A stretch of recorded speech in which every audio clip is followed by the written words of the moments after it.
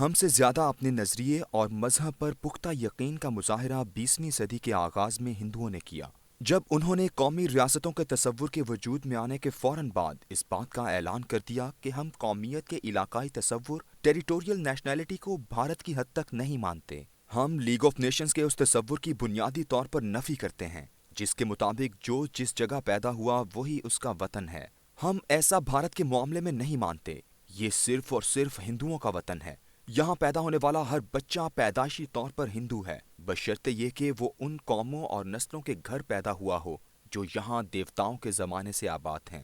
باہر سے آئے ہوئے مغلوں، سیدوں، قریشیوں، غوریوں اور دیگر اقوام کو ہم اس دھرتی کا بیٹا نہیں مانتے، بلکہ ان کا ناپاک وجود ہی ہے جو بھارت کو ناپاک بنا رہا ہے۔ جس دور میں لیگ آف نیشنز میں پاسپورٹ کا ڈیزائن منظور ہو رہا تھا، قوموں کی سرحدیں طے ہو رہی تھیں، جھنڈے اور ترانے بن رہے تھے، اسی سال یعنی 1920 میں ہندو رہنما سوامی دیانند سرسوتی اور اس کے شاگرد سوامی شردھانند نے ایک تحریک کا آغاز کیا جس کا نام تھا بھارتیہ ہندو شدھی مہا سبھا، جسے عرف عام میں شدھی کہا جاتا ہے۔ شدھی کا مطلب یہ ہے کہ جن لوگوں کے باپ دادا مسلمان ہو گئے تھے انہیں دوبارہ شدھی یعنی پاک کر کے ہندو بنایا جائے۔ سوامی شردھانند جدید ہندو تاریخ میں ایک ہیرو کا درجہ رکھتا ہے۔ بھارت میں اس کی تصویر والے ڈاک ٹکٹ جاری ہوئے تھے۔ شدھی تحریک ایک پرامن تحریک تھی، لیکن اس کے ایک سال بعد اس کی مدد اور نصرت کے لیے پنڈت مدن مالویہ نے ایک مسلح تنظیم سنگٹھن کی بنیاد رکھی۔ اس تحریک کا مقصد یہ تھا کہ ہندوستان کو مکمل طور پر ہندو بنانے کے لیے مسلمانوں کے سامنے دو راستے رکھے جائیں۔ اول یہ کہ وہ ہندو مت قبول کر لیں، اور دوم یہ کہ وہ ہندوستان چھوڑ دیں، اور اگر وہ ان دونوں راستوں میں سے کسی کو بھی قبول نہ کریں تو انہیں قتل کر دیا جائے۔ یہ نعرہ بلند کیا گیا کہ 7 کروڑ مسلمان 22 کروڑ ہندوؤں کے لیے سخت خطرہ ہیں۔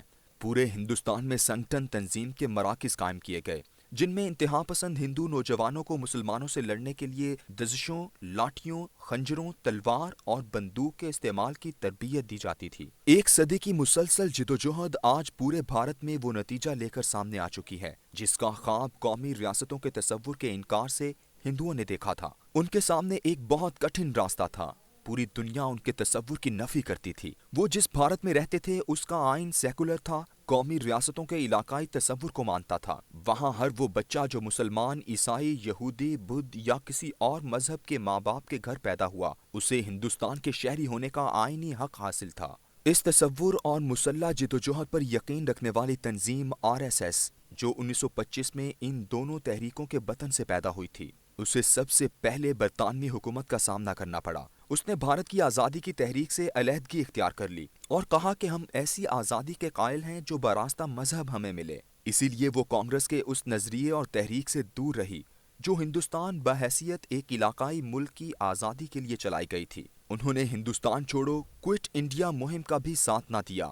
گورے کے زمانے میں ان پر پابندی لگی مگر یہ صرف 4 دن کی پابندی تھی، 24 جنوری سے 28 جنوری 1947 تک، اور وہ بھی صرف پنجاب میں۔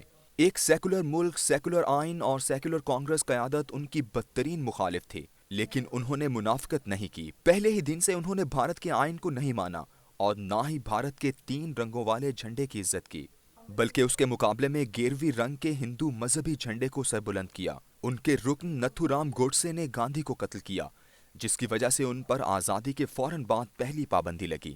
دوسری دفعہ ان پر 1975 میں اندرا گاندھی نے پابندی لگائی جو 1977 تک قائم رہی۔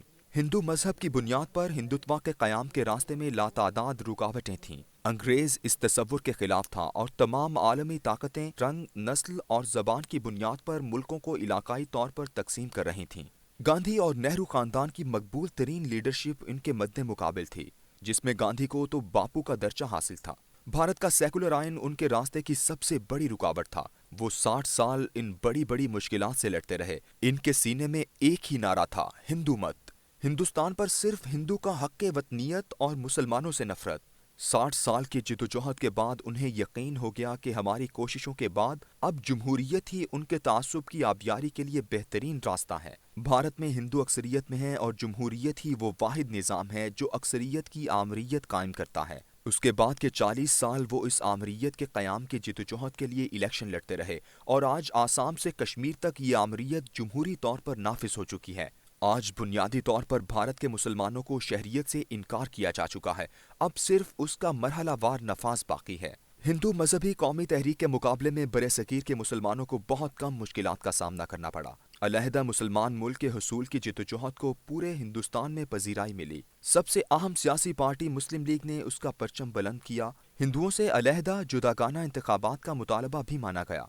हिंदुस्तान में रहने वाले सिर्फ 13% मुसलमानों को एक अलहदा मुल्क पाकिस्तान मुयस्सर आ गया, जो मशरिक व मगरिब दोनों जानिब था और जिसका एक ही नारा था कि हम सेकुलर तसव्वुर वतनियत को नहीं मानते। हम पंजाबी, पठान, बंगाली, बलोच और सिंधी होने से इनकार करते हुए मुसलमान होने को अपनी कौमियत और वतनियत की बुनियाद समझते हैं और अपने हम ज़बानों को इसी कलमे की बुनियाद पर अपना भाई तसव्वुर नहीं करते। बाप दादा की कब्रें, घर और कारोबार छोड़कर उनकी अक्सरियत इस मुल्क में आ गई। 1.5 साल बाद करारदाद मकासिद के बाद मुसलमानों के रास्ते का सबसे बड़ा कांटा भी दूर कर दिया गया। अब ये पाकिस्तान सेकुलर नहीं इस्लामी कहलाने लगा। लेकिन इस्लामी जमहूरिया पाकिस्तान के अवाम और उसकी क़यादत में इतना भी यकीन पैदा ना हो सका जितना 1920 में कायम होने वाली शुद्धि और संगठन, 1925 में बनने वाली RSS और 1980 में बनने वाली भारतीय जनता पार्टी में था, जिन्होंने दुनिया के आलमी तंजीमों के तमाम कौमियती मयारात मुस्तरद कर दिए थे। उनके बरक्स हमने उन आलमी क़ुव्वतों के तमाम सेकुलर मयारात को सीने से लगा लिया।